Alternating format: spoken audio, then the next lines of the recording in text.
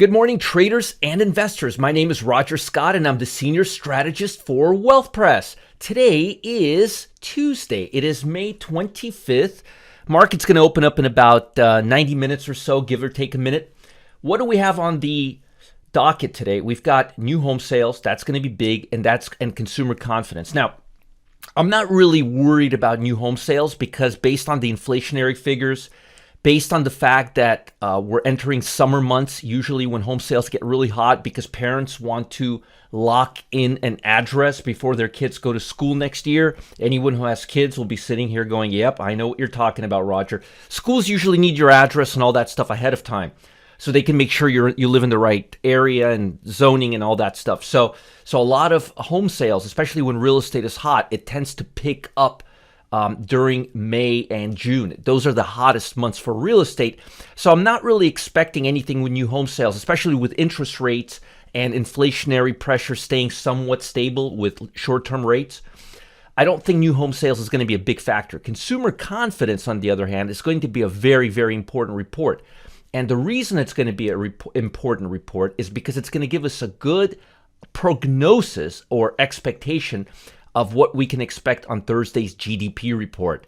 And according to Fed, we're going to be running hot. So they're expecting GDP this quarter to run between 6.4 and 7% on an annual rate quarter over quarter. Now, you may be thinking to yourself, Roger, I thought the goal was 2%. Yes, but they want to let it run hot. Obviously, there's no inflation. Inflation, what inflation? Nobody's seeing any inflation. It's in our heads. There's no inflation. Lumber prices, oil prices, coffee prices, egg prices, milk prices, it's all in our head. There's no inflation. Don't you guys love it? Anyway, there is inflation. I'm being totally sarcastic right now. So we've got jobless claims and the GDP report on Thursday. But again, consumer confidence should give us a good indication of where we stand. I would have imagined that consumer confidence levels have cooled off a little bit based on what we've seen from the workforce numbers. But the expectations is 119.5. And you could see here the range is between 118 and 124. Last time we had it 121. Anything between 118, honestly, and 124 is just fine. It would be very interesting to see if the number's completely out of whack or if the number's completely in line. But that's the big report. Now, the market's up about 98 points on the Dow. The NASDAQ is starting to scream higher again. If you look at the QQQ, we are now, as you could see here, let me just reduce the time period. Remember what I say, 2 days, not one, 2 days, complete clearance above the 50-day moving average. Like this, like these three bars right here. Here, you see here yesterday, we touched the 50-day moving average. It doesn't count. So hopefully today, we'll see all the price data above the 50-day moving average, and today's low will not touch this area. And same thing with tomorrow. We want to make sure tomorrow does not touch the 50-day line. If that's the case, then we're out of the twilight zone and we're back into bullish run. Now, in terms of the S&P 500, we bounced off and we're fairly bullish. It looks like we're going to go higher again. Again, you guys know my theory. I mean, we've got huge divergence. Let me just show you this. Let me go a little further. You see that? Boom. You see this? I think we're going to cool off as well. Momentum levels just cannot sustain where we're at. We're having major divergence. The price levels are telling us that the market is grossly overbought. The question is how far higher it's going to go. And I think we're just going to kind of trend a little bit, kind of see more of this type of trading action that we've seen on the Russell till the market cools off. This is not a bearish run. This is a market that's exhausted from moving too much too fast and it's congesting. And I think it's going to pick back up, but I think it's going to take a little time. I think it's going to have some sensitivity to interest rates. And if you look at interest rates right now, they're also moving sideways. There's a big correlation between the type of trading action we're seeing in the bond market and the stock market because there's a huge correlation between interest rates and stocks. So as you could see here, we went from a trending market to a sideways market. And typically when we have a sideways market, it doesn't give us a lot of room for directional trend. So I'm not anticipating a lot of movement from the bond market till we get closer towards the end of summer. Now, in terms of sectors, nothing new here, folks. I wish I had something new for you, but energy, financial, basic material, industrial, that's where you want to focus on. As a matter of fact, I was looking at the NASDAQ 100. Look at this. Semiconductors, medical stocks, hard drives, semiconductors, hard drives, net applications, Expedia. Here is a stock that's new on the NASDAQ 100 that is rising up right now. A couple of new stocks for you. ALXN, Alexion Pharmaceuticals, that hasn't been up here. It's just now starting to come up. And Walgreens Boots Alliance is starting to come back, along with Marriott, which has been doing pretty good here as well.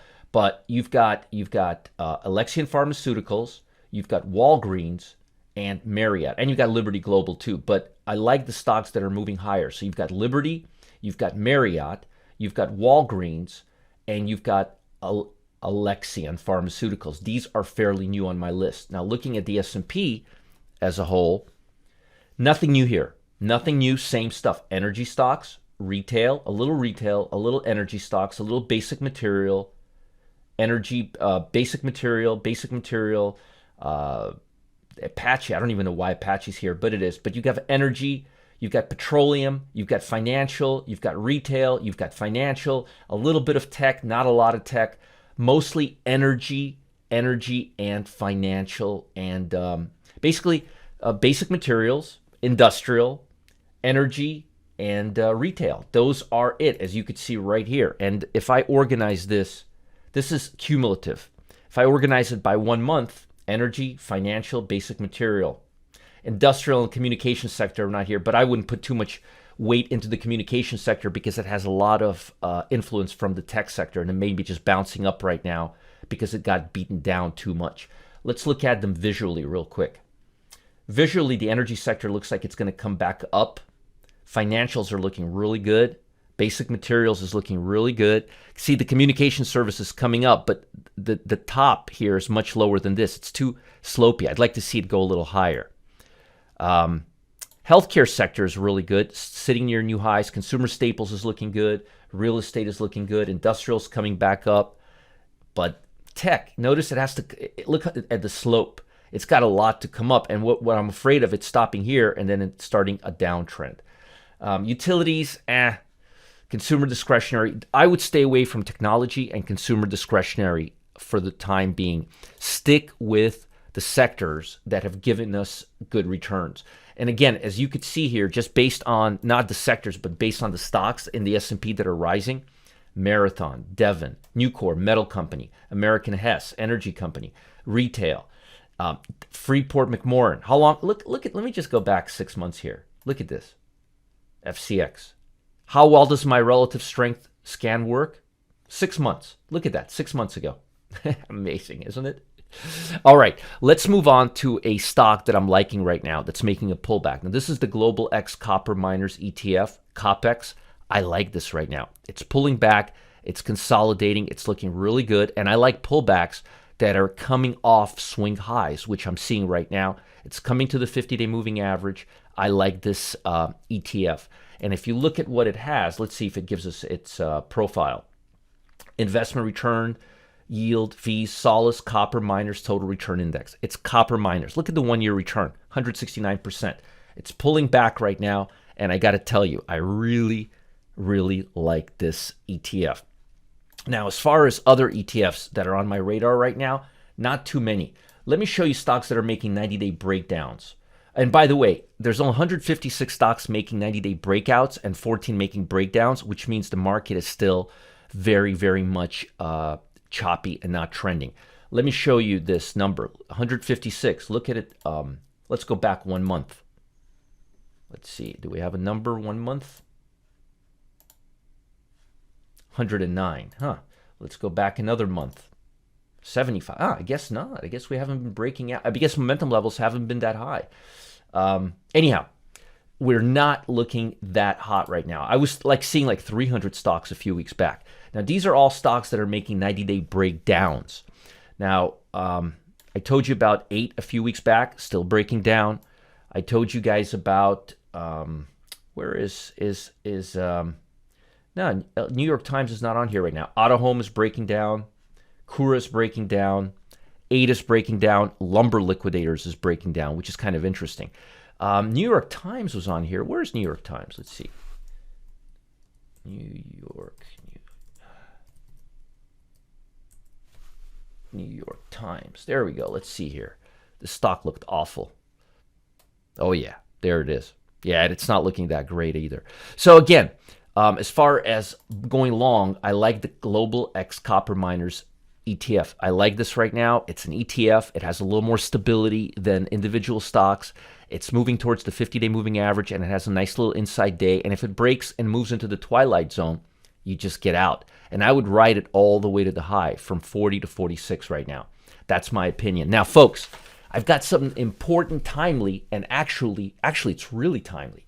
Wall Street 10-time trading heavyweight champion Chuck Hughes, and this guy's a Wall Street legend. He's finally sharing the secret behind the triple threat strategy that grew his $5,900 account into over $212,000. Not in 20 years, in 2 years. Imagine starting with a little over 5,000, moving into almost $250,000 in 2 years. In 2 years. He's amazing. And Chuck's aiming to quantuple. Did you guys know? I did not know that word before, quantuple. It means 500% return. I know double, I know triple, I know quadruple, but quantuple? 500% return on his portfolio in the next months, in the next few months. And he's inviting you to trade with him and join him on this quest, this adventure. Everyone's probably wondering, how can they do this in such a choppy market environment, right? Well, here's the exciting part, folks. He's created a service that covers all three market types: bull market, bear markets, and sideways market. And he does not discriminate. Oh, no. So traders don't have to worry which way market's going. There's 3 strategies that are designed to work together in concert. One members area, megatrend breakout, profit pockets, and double paydays. Man, I love double paydays, because double paydays, you can make money regardless of direction as long as there's volatility. But anyway, profit pockets, you make money regardless as long as the market doesn't move. And megatrend breakouts, you guessed it, you make money when the markets are breaking out. These 3 strategies are designed to take advantage of every market environment, and they're all part of the triple threat trader.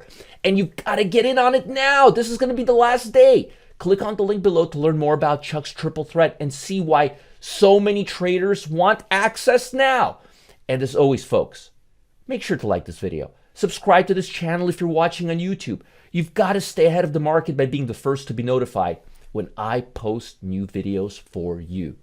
And check out this Global X Copper Miners ETF. I like the pullback on this one. I'll talk to you guys soon. Have a great day. Don't miss out Chuck. This is it. Bye.